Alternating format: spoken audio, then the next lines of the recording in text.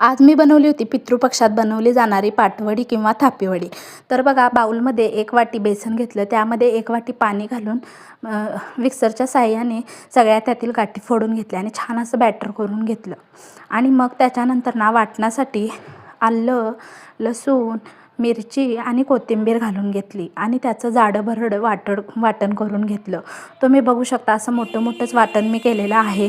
त्याच्यानंतर एक कढई ठेवली, कढईमध्ये 2 चमचे तेल घातले, तेलामध्ये जिरे घातले, जिरे घालून झाल्यानंतर मोहरी घातली आणि मग जे आपण वाटण केलं होतं ना मिरची कोथिंबीरीचं, ते घालून घेतलं आणि छान असं परतवून घेतलं। थोडंसं परतवून घ्यायचं म्हणजे त्याचा कच्चापणा जो असतो ना तो निघून। त्यामध्ये हळद आणि मीठ घालून घेतली आणि छान असं परतवून घेतलं आणि त्यामध्ये आता मी अर्धी वाटीच पाणी घातलेलं आहे, कारण बॅटरमध्ये मी 1 वाटी पाणी घातलं होतं त्यामुळे।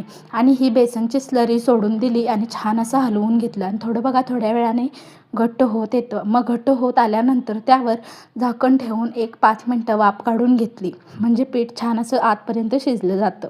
तुम्ही बघू शकता आता आपले पाटवडीसाठी पीठ तयार झालेलं आहे। छान असं ताटावर घालून घेतलं आणि थापून असं घ्यायचं। थोडंसं असं थंड झाल्यावर थापून घ्यायचं आणि ही वडी ना थोडंसं कोमट असते तोपर्यंतच थापून घ्यायची।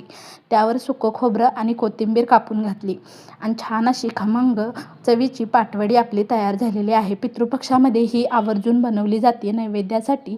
तर तुम्ही सुद्धा माझ्या पद्धतीने नक्की ट्राय करून बघा अशी थापीवडी, तर खूप छान होते। आणि अशाच छान छान रेसिपी बघण्यासाठी चॅनलला सबस्क्राईब करा। भेटूया नेक्स्ट व्हिडिओमध्ये। बाय।